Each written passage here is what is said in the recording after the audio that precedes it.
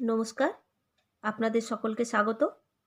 গল্পের সাথের আজকের নিবেদন নিমাই ভট্টাচার্যের লেখা ছোট গল্প অবিশ্বাস্য।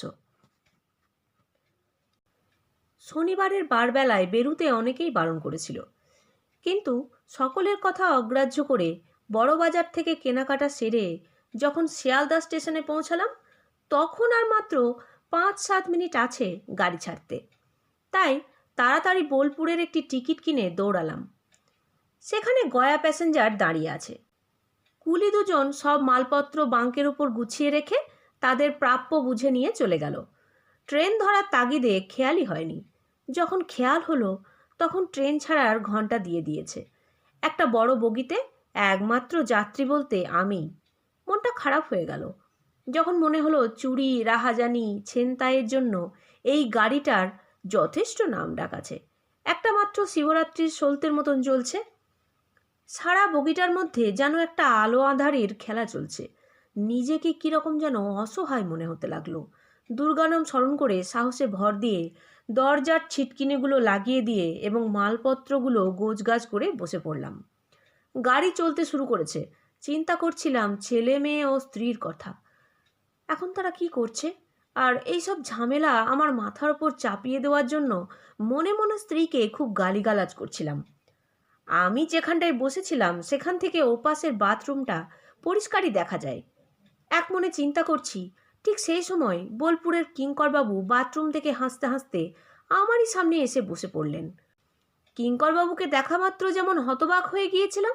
দরজা তো ভেতর থেকে বন্ধ, তবে এই চলতি গাড়িতে এলেন কেমন করে?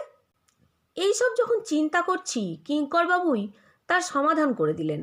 বললেন, ভায়ার কি শ্বশুরালয়ে যাওয়া হচ্ছে? আগে হ্যাঁ, কিন্তু আপনি? আর জিজ্ঞাসা করতে হলো না, উনিই বললেন, জানি ভায়া তোমার মনের মধ্যে এই প্রশ্নটাই তোলপাড় করে তুলেছে। আরে ভায়া, তুমি আসবার একটু আগেই বাথরুমে গিয়েছিলাম। কদিন ধরে পেটটা বড় গোলমাল শুরু করেছে, তা তোমাকে দেখতে পাবো আমিও আশা করিনি। যাক, ভালোই হয়েছে ভায়া তোমাকে পেয়ে। বেশ, গল্প করতে করতে যাওয়া যাবে, কি বলো? যুক্তিটা মনে মনে মেনে নিলাম। জিজ্ঞাসা করলাম, তা আপনি হঠাৎ এ সময়ে এখানে? আপনি তো কোথাও বড় একটা বার হন না শুনেছি। আর বলো কেন ভায়া, আত্মীয় স্বজনে ভর্তি বাড়ি, যেন গম গম করছে। তা সত্ত্বেও বড় বৌমার জন্য মনটা খারাপ হওয়ায় বাধ্য হয়েই সবাইকে রেখে বেলা 2টোর সময় বাড়ি থেকে বেরিয়ে পড়ি বৌমার বাড়ির উদ্দেশ্যে। শিবপুরে যখন পৌঁছলাম তখন সন্ধ্যা হব হব। এসেই শুনি বৌমার একটি পুত্র সন্তান হয়েছে ঠিক বেলা 2টোর সময়। তাই আর দেরি না করে এই রাত্রের ট্রেনেই যাওয়ায় স্থির করে সেই শুভ সংবাদ বয়ে নিয়ে চলেছি। তুমি তো জানো, বড় ভাগ্নের বিয়ে আমি নিজে দিয়ে দিয়েছি। বড় বৌমা আমার ঘরের লক্ষ্মী, আমি কি না এসে থাকতে পারি? এতগুলো কথা একসঙ্গে বলে একটা বিড়ি ধরিয়ে চুপচাপ টানতে লাগলেন। আজ যেন কিঙ্করবাবুকে কেমন কেমন মনে হতে লাগলো। দেখে মনে হয় ওর যথাসর্বস্ব কেউ চুরি করে নিয়ে গেছে। চুলগুলো কেমন এলোমেলো, চোখ দুটো যেন কোটরের মধ্যে ঢুকে আগুনের ভাটার মতো জ্বলছে। গলার স্বরটাও যেন ক্ষীণ শোনাচ্ছে। মনে হচ্ছে বহু দূর থেকে কে যেন কথা বলছে। সে চেহারায় যেন সেই সুন্দরতা আর নেই।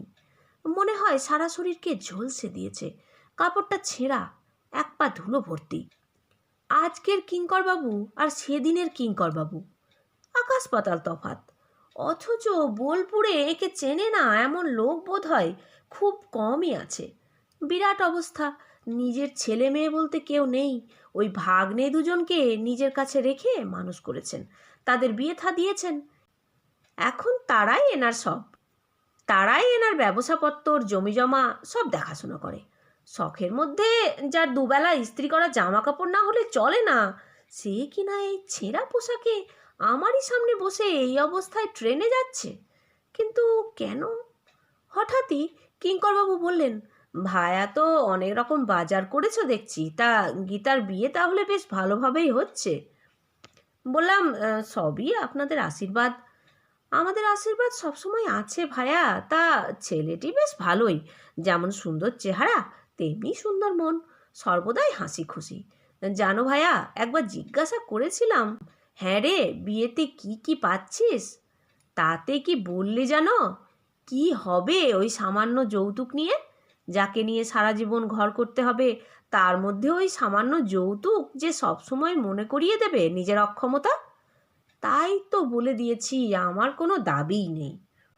ভাবো তো, এই রকম চিন্তা যদি সব ছেলেদের মধ্যে থাকতো, তাহলে আর মেয়ের বাপেরা সর্বশান্ত হতো না। লোভকে কতখানি দমন করতে পারলে এই ধরনের কথা বলা যায়। তাই তো আশীর্বাদ করছি ভায়া, ওদের বিয়ে সার্থক হোক, ওরা সুখী হোক। প্রসঙ্গটা পাল্টে হঠাৎ বলে উঠলেন, ভায়া, আমার এই ঘড়িটা ও টাকাগুলো তোমার এই তরকারির বস্তার মধ্যে ঢুকিয়ে রাখো তো। শুনেছি এই ট্রেনটা ভালো না। একটা কাগজে মুড়ে গোটা কতক টাকা ও ঘড়িটা আমার হাতে দিলেন। যুক্তিটা ভালোই মনে করে আমিও আমার ঘড়ি, আংটি ও কিছু টাকা একটা রুমালে বেঁধে তরকারির বস্তার মাঝামাঝি জায়গায় রেখে দিলাম। কিঙ্করবাবুর উপস্থিতিটা আমার খুব অস্বস্তি লাগছিল, তাই বারবার বগিটার ওপাশে গিয়ে ধূমপান করতে হচ্ছিল। কিঙ্করবাবু বোধহয় আমার মনের কথাটা টের পেয়েছিলেন, তাই একটা বিড়ি বাড়িয়ে ধরলেন আমার সামনে। আমি ইতস্তত করছি দেখে হাসতে হাসতে বললেন, ভায়া, ছেলেরা বড় হলে তাকে ঠিক বন্ধুর মতো করে নিতে হয়, এতে লজ্জা পাবার কিছু নেই, অসংকোচে ধরিয়ে ফেলো। আমিও আর দ্বিরুক্তি না করে বিড়িটার সদ্গতি করলাম। কিঙ্করবাবু চোখ বুজে বিড়ি টেনে চলেছেন দেখে আমিও জানালার বাইরে বহু দূরে ঘুমন্ত গ্রামগুলির দিকে তাকিয়ে হারিয়ে যায় কোনো এক অজানা স্বপ্নপুরীর উদ্দেশ্যে। তাকিয়ে থাকি জ্যোৎস্নায় স্নাত ঘাট বন প্রান্তরের দিকে। সম্ভবত আজ পূর্ণিমা। পূর্ণিমার আলোয় সারা পৃথিবী যেন অবগাহন করেছে। ঠিক যেন একটা স্বপ্নলোকের ভিতর দিয়ে ছুটে চলেছে আমাদের যন্ত্র দানবটা। দানবটার গর্জনে আকাশ বাতাস কেঁপে উঠেছে। সেই ভয়ে শিশুরা মায়ের বুকে মুখ লুকিয়ে চুপটি করে শুয়ে আছে। গাছগুলোও সব ভয়ে পিছন দিকে ছুটে পালাচ্ছে। তারই মধ্যে দিয়ে দানবটা গর্জন করতে করতে ছুটে চলেছে সামনের দিকে। আরও একজন সমান তালে ছুটে চলেছে তার হাসি মুখ নিয়ে। দেখে মনে হয় দুজনেরই চলার শেষ নেই। হঠাৎ কল্পলোক থেকে ফিরে এলাম পাশ দিয়ে চলে যাওয়া বিকট এক দানবের গর্জনের আওয়াজে। ঘুরে দেখি কিঙ্করবাবু চোখ দুটো খোলা রেখে মুখটা হাঁ করে ঘুমোচ্ছেন, যেন একটা মরা মানুষকে কেউ বসিয়ে রেখে দিয়েছে। বগির ভেতর অল্প আলোয় কিঙ্করবাবুর মুখটা দেখে বেশ ভয় ভয় করতে লাগলো। আবার একটা সিগারেট ধরিয়ে বাইরের দিকে তাকিয়ে বসে রইলাম। রাত 11টা হবে। এবার গাড়ি ব্যান্ডেলে পৌঁছবে। নানা ধরনের চিন্তার মধ্যে দিয়ে একসময় খেয়াল হলো গাড়ি প্ল্যাটফর্মে ঢুকছে। কিঙ্করবাবু সেইভাবেই ঘুমিয়ে আছেন। জানালা দিয়ে মুখ বাড়িয়ে একটা চাওয়ালাকে ডেকে 2 ভাঁড় চা নিয়ে কিঙ্করবাবুকে ডেকে তুললাম। চা খেতে খেতে দুজনে গল্প করতে থাকি। একসময় কিঙ্করবাবুই বললেন, ভায়া, এবার তুমি একটু গড়াগড়ি দিয়ে নাও, আমি তো অনেকক্ষণ ঘুমোলাম। সুযোগ পেয়ে শুয়ে পড়লাম। একটু তন্দ্রার মতন এসেছিল। হঠাৎ একটা চিৎকারে ঘুমটা ভেঙে গেল। তাকিয়ে দেখি কিঙ্করবাবু নেই। বুকটার মধ্যে ছ্যাঁত করে উঠল। উঠে গিয়ে দেখি কিঙ্করবাবু দরজাটা খুলে ঝুঁকে পড়ে কি যেন দেখছেন পিছন দিকে। হয়তো আমারই পায়ের শব্দ শুনে আস্তে আস্তে ঘুরে নিজের সিটের দিকে চলে গেলেন। কিছু কথা জিজ্ঞাসা করবার সাহস হলো না। দরজাটা বন্ধ করে দিয়ে আমি আমার জায়গায় এসে বসলাম। এই কিঙ্করবাবুর সঙ্গেই আমার বছরখানেক দেখা সাক্ষাৎ নেই। প্রায় 1 বছর পর আমি শ্বশুরবাড়ি যাচ্ছি। তবে আগে যতবার গেছি এর সঙ্গে দেখা না করে আসিনি। এনার অমায়িক ব্যবহার যেন বারবার হাতছানি দিয়ে ডাকে। কিন্তু আজ কেবলই মনে হচ্ছে এই কিঙ্করবাবুর মধ্যে কোথায় যেন একটা বিরাট তফাৎ উঁকি মারছে। শক্তিগড় বহুক্ষণ পার হয়ে এসেছি। বর্ধমান আসতে আর দেরি নেই। তাই আর না ঘুমিয়ে জেগে বসে রইলাম। ওদিকে কিঙ্করবাবু চোখ বন্ধ করে চুপচাপ বসে আছেন। রাত্রি এখন প্রায় 2টো হবে। ঠান্ডাটাও বেশ জাঁকিয়ে পড়াতে শীত শীত করছে। একসময় বর্ধমানে গাড়ি থামাতে কিঙ্করবাবু উঠে বললেন, একটু বসো ভায়া, আমি আসছি। বলেই এমন করে চলে গেলেন, মনে হলো যেন হাওয়ায় মিশে গেলেন। তার ঠিক একটু পরেই একজন চেকার গাড়িতে উঠলেন টিকিট চেক করতে। আমাকে একা দেখে বেশ আশ্চর্য হয়ে এই প্রশ্ন করলেন, এত বড় কামরায় এত মাল নিয়ে এই রাত্রের গাড়িতে যাওয়া মোটেই উচিত হয়নি আপনার। একটু আগেই শক্তিগড়ের কাছে একজন নামকরা গুন্ডা গাড়ি থেকে পড়ে মারা গেছে। এই বলে ভদ্রলোক চলে গেলেন। এবং যাবার সময় সাবধানে থাকতে বলে গেলেন আমাকে। ভদ্রলোকের কথা শুনে চিন্তার ঝড় বয়ে চলে গেল মনের মধ্যে। শক্তিগড়ের কাছাকাছি তো কিঙ্করবাবু দরজা খুলে বাইরে কি যেন দেখছিলেন। একটা চিৎকারেই তো আমার ঘুমটা ভেঙে গিয়েছিল। তবে কি? আর চিন্তা করতে পারলাম না। কিন্তু এ কি, গাড়ি তো চলতে শুরু করেছে অনেকক্ষণ। কিঙ্করবাবু কোথায়? একটা অজানা আশঙ্কায় বুকের ভেতর দূর দূর করতে লাগলো।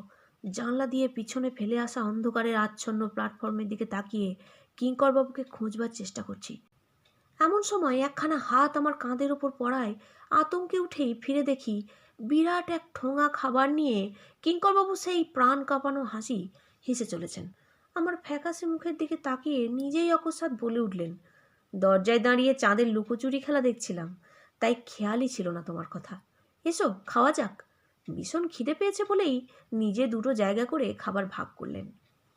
খাবারের পরিমাণ দেখে আমার চোখ তো ছানা ভরা। এত খাবার জীবনে কোনোদিন খাইনি। বিশেষ করে মিষ্টি তো খেতেই পারি না। তাই ওরই মধ্যে সামান্য কিছু নিয়ে বাকিটা কিঙ্করবাবুর পাতে তুলে দিই। তাই দেখে কিঙ্করবাবুর হাসি আর ধরে না। বললেন, ভায়া, তোমাদের বয়সে আমরা কবজি ডুবিয়ে খেতাম আর পাহাড় ভেঙে বেড়াতাম, আর তোমরা? মানে আজকের এই যুব সম্প্রদায় সে তুলনায় খেতেই পারে না। অবশ্য এর জন্য তোমাদেরই বা দায়ী করি কি করে? দেশের এমনই সমাজ ব্যবস্থা, যার ফলে এই সম্প্রদায় না খেতে পেয়ে শুকিয়ে শুকিয়ে দেশলাইয়ের কাঠের মতন হয়ে উঠছে। জানো, আমার যদি ক্ষমতা থাকতো তাহলে ওই শুকিয়ে যাওয়া কাঠিগুলোর মাথায় এমন একটা বারুদের ঘোল দিয়ে ঘষা দিতাম, যার ফলে সব কাঠিগুলো একসঙ্গে জ্বলে উঠত, আর সেই আগুনে সব জ্বালিয়ে পুড়িয়ে আসল সোনার রং ধরিয়ে দিতাম বাংলার প্রতিটি ঘরে ঘরে। তাই তো বলি ভায়া, কবজি ডুবিয়ে খাবে, পাহাড় ভেঙে বেড়াবে, আর মনকে করবে নির্ভীক। দেখবে সেখানে থাকবে না কোনো ভয়। নাও নাও, আরম্ভ করো। খাওয়ার শেষে ওয়াটার বোতল থেকে খানিকটা করে দুজনে জল খেলে একটা সিগারেট ধরালাম। কিঙ্করবাবু নিজে একটা বিড়ি ধরিয়ে চোখ বুজে ধ্যানমগ্ন অবস্থায় বসে রইলেন। সারাদিনের ক্লান্তিতে কখন যেন ঘুমিয়ে পড়েছিলাম। হঠাৎ কিঙ্করবাবুর ডাকে ধর্মর করে উঠে বসি। অজয় নদী পার হচ্ছে ভায়া, মালপত্তর সব ঠিক করে নাও। বাইরে চাঁদের আলোটা কেমন যেন একটা ঘুমন্ত স্বপ্নপুরীর মতো দেখাচ্ছিল।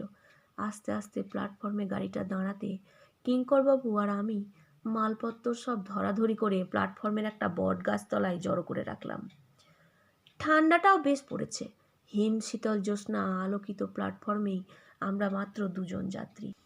একজন স্বপ্নলোকের মধ্যে আকুলি বিকুলি হয়ে কি যেন দেখার চেষ্টা করছে, আর তার ওই চাহনির মধ্যে কাকে যেন খুঁজে বেড়াচ্ছে। ভায়া কি এই রাত্রেই বাড়ি যাবে, নাকি বাকি রাতটুকু এখানে কাটিয়েই ভোরবেলায় যাবে? তাই তো ভাবছি, আর মাত্র ঘন্টা দুই রাত আছে। এই এত মালপত্র নিয়ে যাওয়া কি ঠিক হবে?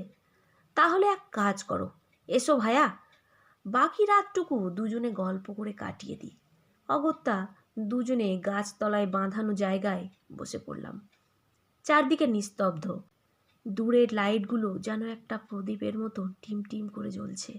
চাঁদের আলোটা অনেকটা ফিকে হয়ে এসেছে। লাইনের ওপারে দুটো কুকুরের মারামারির চিৎকার ভেসে আসছে দূর থেকে। একসময় কিঙ্করবাবু উঠে চলে গেলেন বুকিং অফিসের দিকে। একা একা বসে আছি আর ভাবছি, আজ থেকে 15 বছর আগে ঠিক এমনি একটা রাত, সেদিনও সম্ভবত আকাশে এই জ্যোৎস্নায় মুখরিত করে দিয়েছিল। তবে সেদিন সঙ্গে ছিল আমার স্ত্রী। পরিচয় করিয়ে দিয়েছিলেন রবীন্দ্রনাথের তীর্থভূমির সঙ্গে। লাল মাটির এই দেশ আম্রকুঞ্জের ছায়ায় স্থাপিত শান্তিনিকেতনের সঙ্গে। আজ তার কত পরিবর্তন। হঠাৎ চমক ভাঙল একটা মালগাড়ির আওয়াজে। তারই পিছনে লাল আলোটা ধীরে ধীরে দূর থেকে মিলিয়ে যেতে লাগলো কোনো এক নাম না জানা দেশের উদ্দেশ্যে। ফিরে দেখি একজন পাহারাদার ধীরে ধীরে এগিয়ে আসছে আমার দিকে। বাবু সাহেব কি কলকাতা সে আসলেন? কোথা যাবেন? যাব সুড়িপাড়ায়। শ্বশুরমশাইয়ের নাম বলতেই বুঝলাম শ্বশুরমশাইকে চেনে। হাসতে হাসতে পাহারাদার বলল, अरे उनको तो हम ही बहुत চিনে। পরশু রোজ উনকা ছোট লড়কি শাদি আছে, আমার ভি নিমন্ত্রণ আছে। তা আপনি বুঝি ওসব বাজার করিয়ে আনলেন? আচ্ছা বাবুজি, আমি চললো, পরশু রোজ ফির দেখা হবে। চলে গেল একটা দেশওয়ালি সুর ভাসতে ভাসতে। কিঙ্করবাবু দুভার চা নিয়ে হাজির। ভোর 3-4টার সময় চা কোথায় পেলেন চিন্তা করছি, এমন সময় উনি হাসতে হাসতে বললেন একজনকে ডেকে তুলে চা করিয়ে নিয়ে আসতে হলো। চা খেতে খেতে গল্প করছি। এক সময় বললাম, আপনি বরং বাড়ি চলে যান, মিছে মিছে আমার জন্য এই ঠান্ডায় কষ্ট পাচ্ছেন। হাসতে হাসতে কিঙ্করবাবু বললেন, বুঝলে ভায়া, সবই মায়া, আর এই মায়া আছে বলেই মানুষ বারবার পৃথিবীতে জন্ম নেয়। আত্মীয় স্বজন বন্ধু বান্ধবকে তাই মায়ার বাঁধনে জড়িয়ে থাকতে চাই। অহেতুক উতলা হইও না, একসঙ্গেই যাওয়া যাবে। অগত্যা বসে বসে গল্প করতে লাগলাম। এক সময় পূর্ব গগনে একটা ক্ষীণ আলোর রেখা ধীরে ধীরে তার মিষ্টি আলোর ধারা ছড়িয়ে দিতে লাগলো এই মর্তের পৃথিবীতে। হঠাৎ কিঙ্করবাবু কেমন যেন চঞ্চল হয়ে উঠলেন। দুটো বিড়ি বার করে একটা আমার দিকে বাড়িয়ে ধরে বললেন, ভায়া একটু বসো, আমি ওই মাঠটা দিয়ে ঘুরে আসি একবার। বলে উত্তর দিকের মাঠটায় আলো আঁধারির মধ্যে মিশে গেলেন। আলোর রেখাটা ধীরে ধীরে বড় থেকে বড় হয়ে ভরিয়ে তুলল আলোর বন্যায়। সেই আলোর পরশে পাখিরা সব গান ধরেছে দিনমণির আগমনের অপেক্ষায়। দু একজন করে লোক চলতে শুরু করেছে, কিন্তু কিঙ্করবাবুর আর আসার নাম নেই, যেন হারিয়ে গেছে লোকটা। অনেকক্ষণ বসে আছি, চলে যাব কিনা ভাবছি। এমন সময় আমারই শালা সুঁড়িপাড়া থেকে বেরিয়ে লাইন পার হয়ে দোকান খোলার উদ্দেশ্যে এদিকেই আসছে। আমাকে এই অবস্থায় দেখে প্রশ্ন করলো, কি ব্যাপার এখানে বসে, রিক্সা পাননি বুঝি? বললাম, আরে না হে, তোমাদের কিঙ্করবাবু আমাকে বসতে বলে সেই যে গেলেন ওই মাঠটার এদিকে, এখনো তো তার ফেরার নাম নেই। শালাবাবু কিছুক্ষণ অবাক বিস্ময়ে তাকিয়ে তাড়াতাড়ি একটা রিক্সা ডেকে মালপত্র তুলে সুঁড়িপাড়ার দিকে রওনা হলো আমাকে নিয়ে। পথে যেতে যেতে যতবারই কিঙ্করবাবুর কথা তুলি ততবারই অন্য প্রসঙ্গে চলে যায় শালাবাবু। তবে কি কিঙ্করবাবুদের সঙ্গে এদের কথা বন্ধ নাকি? হয়তো সেই কারণে শুনতে চাইছে না কিঙ্করবাবুর কথা, তাই হয়তো বারবার অন্য প্রসঙ্গে চলে যাচ্ছে। মনে মনে বিরক্তি বোধ হতে লাগলো বড় শালাটির উপর। রিক্সা চৌমাথা হয়ে সোজা উত্তরে উকিলপট্টির দিকে চলতে লাগলো। আর সামান্য পথই বাকি আছে। এমন সময় শ্বশুরবাড়ির দরজার সামনে এসে রিক্সা দাঁড়ায়। আমাকে দেখে স্ত্রী, ছেলে মেয়ে, শ্বশুর শাশুড়ি, আত্মীয় স্বজন সবাই বেরিয়ে সদরে এলো। চেয়ে দেখি পাশেই কিঙ্করবাবুদের বাড়িটা তখনও ঘুমে অচেতন। শাশুড়ি ঠাকুরুন দাওয়ায় একটা মাদুর পেতে দিলেন। হাত মুখ ধুয়ে এসে বেশ আরাম করে বসলাম। সঙ্গে সঙ্গে ছোট শালিটি এক কাপ গরম চা এনে দিল এবং বেশ আমেজ করেই খেতে লাগলাম। আদর আপ্যায়নের বহরে সমস্ত ক্লান্তি যেন সরে যেতে লাগলো। হাজার হোক বড় জামাই তো, আমার মাল নামাতেই ব্যস্ত। বড় শালাকে দেখেই মনে পড়ে গেল কিঙ্করবাবুর কথা। জিজ্ঞাসা করলাম, হ্যাঁ হ্যাঁ, কিঙ্করবাবু ফিরেছেন কিনা একবার খোঁজ নিয়েছ? না আমার জন্য তিনি আবার স্টেশনে দৌড়াদৌড়ি করছেন? কি ভাববেন ভদ্রলোক, সারা রাত একসঙ্গে এলাম, আমাকে কত খাওয়ালেন, আদর যত্ন করলেন, আর আমি কিনা তাকিয়েই রেখে চলে এলাম। একসঙ্গে এতগুলো কথা বলে তাকিয়ে দেখি বাড়ি শুদ্ধ সবাই হাঁ করে চেয়ে আছে আমার দিকে। ওদের চাউনিতে নিজেকে কেমন বোকা বোকা মনে হতে লাগলো। হঠাৎ শাশুড়ি ঠাকুরুন প্রশ্ন করলেন, তুমি কার কথা বলছো বাবা? তুমি কি সত্যি বলছো যে কিঙ্করবাবু গত রাত থেকে তোমার সঙ্গে ছিলেন? বললাম, হ্যাঁ মা, আমি মিথ্যা বলবো কেন? ব্যাস আমার উত্তর পেয়েই এ আমার কি হলো রে বলে চেঁচিয়ে হাও মাও করে কাঁদতে শুরু করলেন শাশুড়ি। সামনে বড় শালাকে দেখে বললেন, ওরে বাবলু, যা তো, বাবুর বড় ভাগ্নেকে তাড়াতাড়ি একবার ডেকে আন। এবার বিস্ময়ের পালা আমার। মাথাটা কেমন যেন গোলমাল হয়ে যাচ্ছে। এদের সব কাণ্ড দেখে মনে হচ্ছে আমি আবার কেঁদে ফেলবো। বিস্ময়ের পর বিস্ময়। কিছুক্ষণের মধ্যেই কিঙ্করবাবুর দুই ভাগ্নে আমার সামনে এসে হাজির। তাকে দেখা মাত্র শাশুড়ি ঠাকুরুন বলতে লাগলেন, বাবা ধীরেন, আমার বড় জামাই তোমার মামার সম্বন্ধে কি বলছে শোনো। বড় শালিটি দেখি তার মায়ের সঙ্গে সুর মিলিয়ে এক পাশে দাঁড়িয়ে কাঁদছে। আমার স্ত্রী ও ছেলে মেয়ে সবাই একই সুরে সুর মিলিয়ে দূরে দাঁড়িয়ে কাঁদছে। শ্বশুরমশাই মাথায় হাত দিয়ে একপাশে চুপটি করে বসে আছেন। মোটের ওপর সবাই অনেকক্ষণ অনেক তফাৎ সরে আমার দিকে কেমন যেন ভয়ে ভয়ে তাকিয়ে রয়েছে। চোখের উপর এই দৃশ্য দেখে কেমন যেন অস্থিরতার মধ্যে ছটফট করতে থাকি। মনে হচ্ছে এবার আমি পাগল হয়ে যাব। এমন সময় ধীরেন আমার পাশে বসে জিজ্ঞাসা করলেন, কি হয়েছে জামাইবাবু, আমাকে সব খুলে বলুন তো। ধীরে ধীরে গত রাত্রের সমস্ত ঘটনাগুলো ধীরেনকে বললাম, আর এও বললাম, তোমার মামা যে আমাকে বললেন গতকাল বেলা 2টোর সময় তোমার একটি পুত্র সন্তান হয়েছে। তাছাড়া আরও বললেন তার ক্যাশ বক্সের কোনো এক গোপন স্থানে রেখেছেন এক ছড়া সোনার হার, হীরের লকেট সমেত, তোমার ছেলের অর্থাৎ তার ভাবি নাতির জন্য। লক্ষ্য করলাম আমার কথা শেষ হতে না হতেই ধীরেনের ছোট ভাই এক দৌড় মারল তাদের বাড়ির দিকে। আমি ভুলে চললাম, তাছাড়া এই দেখো না, আমার তরকারির বস্তার মধ্যে রাখা তোমার মামার ঘড়ি ও কিছু টাকা, বলে তাড়াতাড়ি সকলের সামনে তরকারির বস্তাটা খুলে ঢেলে ফেললাম। সকলেই অবাক হয়ে আমার কার্যকলাপ দেখছিল। তৎক্ষণাৎ তরকারির ভিতর থেকে রুমালে বাঁধা জিনিসটা টেনে নিয়ে খুলে ফেললাম সকলের সামনে। কিন্তু এ কি, কি করে সম্ভব? আমার জিনিস ছাড়া আর কোনো কিছু নেই। মাথাটা হঠাৎ ঘুরে গেল, অথচ আমি নিজের হাতে যা বেঁধে রেখেছি। তাহলে আমার অবস্থা দেখে সকলে মুখ চাওয়াচাওয়ি করতে লাগলো। শাশুড়ি ঠাকুরুন তো আবার গলা ছেড়ে ভৈরবীর আগে সুর ধরেছেন, অন্যরাও ধরবো ধরবো করছে। আমার তখন ত্রিশঙ্কুর মতন অবস্থা। ধীরেন অসহায়ভাবে সকলকে বোঝাবার চেষ্টা করছে। ঠিক এমন সময় ধীরেনের ছোট ভাই বাইরে থেকে ওই পরিস্থিতিতে এসে ঢুকলো, হাতে তার এক ছড়া সোনার হার, হীরের লকেট সমেত। হাঁপাতে হাঁপাতে বলতে থাকে, দাদা, এইমাত্র শিবপুর থেকে ট্রাঙ্ক কল এসেছিল যে গতকাল দুপুর 2টোর সময় তোমার একটি পুত্র সন্তান হয়েছে। এই বলে ধীরেনের ভাই চুপ করে। দেখি ধীরেন অবাক নেত্রে তাকিয়ে আছে আমার দিকে।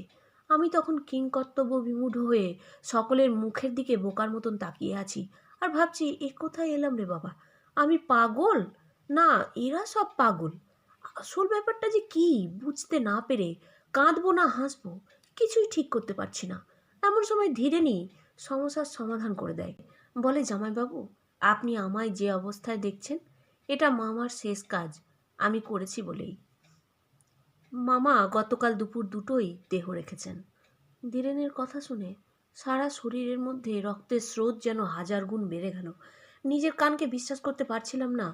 ভয়ে শরীর ঠক ঠক করে কাঁপতে লাগলো ধীরেনের মুখে ওই একটি কথা শুনে। সকলে মিলে আমাকে ধরে শুইয়ে দিলে। কী রকম একটা গোলক ধাঁধার মধ্যে পড়ে ছটফট করতে থাকি। তবে কি আমি সব ভুল দেখলাম? কিন্তু তা কি করে সম্ভব? ওই লকেট দেওয়া হার, ট্রাঙ্ক কলের ওই বার্তা, সে তো মিথ্যে নয়। শেষ হলো গল্প অবিশ্বাস্য। নতুন একটি গল্প নিয়ে খুব তাড়াতাড়ি ফিরে আসছি। আমার গল্প পাঠ কেমন লাগলো তা অবশ্যই কমেন্ট করে জানাবেন। ভালো লাগলে একটি লাইক দেবেন ও প্রিয়জনদের সাথে শেয়ার করবেন। নতুন নতুন গল্প শোনার জন্য চ্যানেলটি সাবস্ক্রাইব করে রাখবেন। ভালো থাকবেন। ধন্যবাদ।